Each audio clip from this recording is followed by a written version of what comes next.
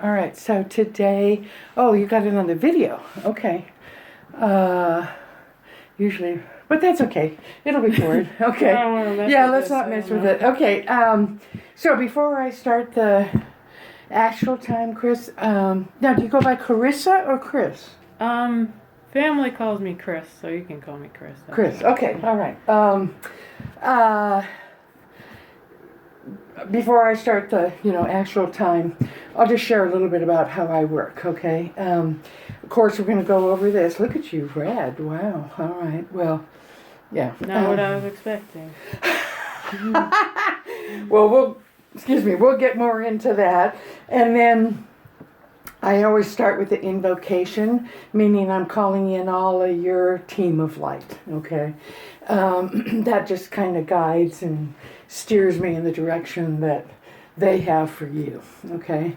You know what, I'm going to just shut this door. I don't think anyone else is coming in, but just to be on the safe side. Okay. Alrighty, so, and of course, any questions you have are, welcomed and invited, okay? And that is going, yes. Fabulous. Okay, so let us get started. And if you can give me your hands like that, okay. So, beautiful Chris, we call on all of your magnificent team of light. This is all of those in the angelic realm, your spirit guides, ascended master realm, and your ancestors, your lineage. And even though they're no longer here in physical form, they're still all very, very present and available here for you now. We ask that all of this pure, pure love and light bring you the highest levels of divine grace, power,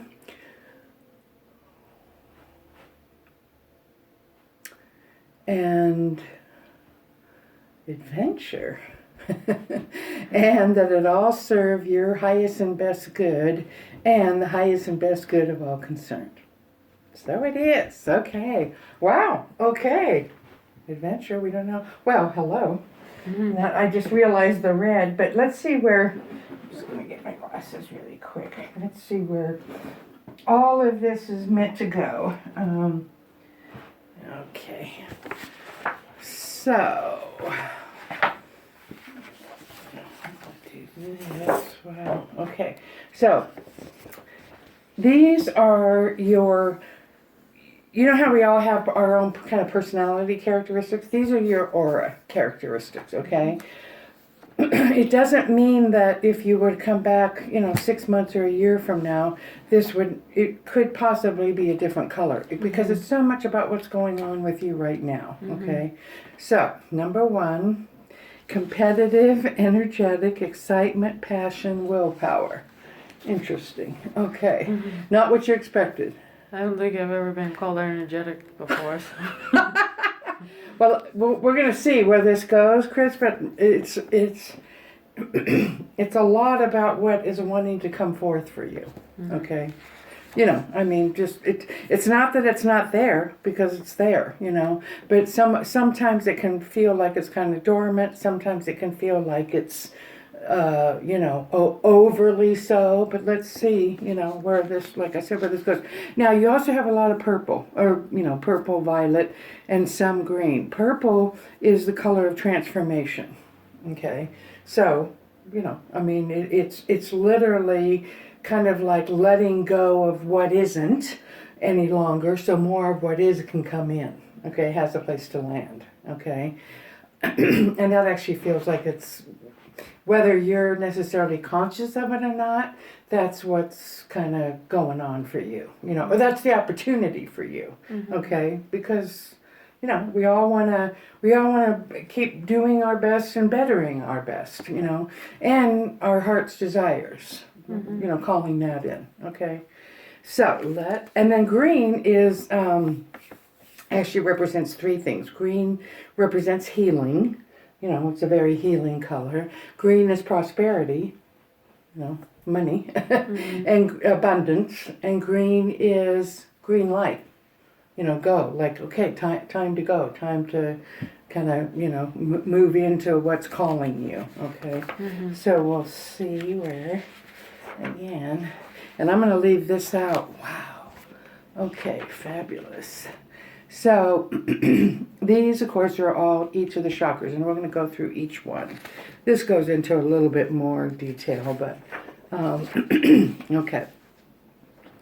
This is actually the size of your chakra. Okay, so it's right on the cusp of small and middle. Okay, so this part says indicates low energy field. And that's what I mean about, that sounds a little bit contradictory to this, But that's what I mean. It's not that it's not there. It's just wanting to have a channel, a form to express this. What do you do for fun? I like adventures. I like this, seeing new places. Yeah. Okay. And being with animals. Oh, yeah. That's my job. Yeah, dog sitting. Oh, it is? Oh, okay. Oh, perfect. Okay. Well, and that's this too, I would imagine, and any kind of animals, because we're gonna again see where this all unfolds. I can just, feel energetically that it's not that you don't want to kind of, I'm not talking about being like overly extroverted and, center of attention. That's not you, But the flip side of that is, again, kind of, I can feel your spirit, okay, kind of going, come on, Chris, I've got you covered, like, come out and play, okay? We'll get more into that. Okay, so indicates low energy. Others might perceive you as introverted or with low physical energy. Try to create a stronger radiance around you and increase your aura power. Now, I bet if I were to, be a fly on a wall and you were with the dogs that you dog sit, your energy level is going to be probably much different because you're happy. I mean, it's a place in you that you really connect to. Okay, so hold on here. Okay, so I'm engaging with three main aspects of you. All right, you are with me. We really all are with everybody. We're not usually conscious to it, but we are. There's your spirit. We all have our own spirit. Like I said, our spirit really is saying, "Don't worry, I've got you covered." Because our spirit can't judge anything in this life. It's not even on the radar. It can't judge anything as right or wrong, good or bad. It doesn't know that place of polarities that we as human beings, we live in all the time. So because our spirit really knows, we're not as much humans having a spiritual experience as we are spiritual beings having a human experience. Okay, so that's your spirit, right? Then there's the young adult woman that you are, the different roles you play in your life, whatever all those are. Okay, then what's left? Little Chris, the spirit of your inner child. Now, she hasn't gone anywhere, thankfully. Well, I say thankfully because honestly, Chris, the spirit of our inner child is the closest thing to our spirit that we as human beings get to experience. In other words, when we were first born, we just came from spirit. Innocence, purity, joy, connection, all of that. And then we start on our human journey, and sometimes there's disappointments or breaks in belonging, or we get hurt, right?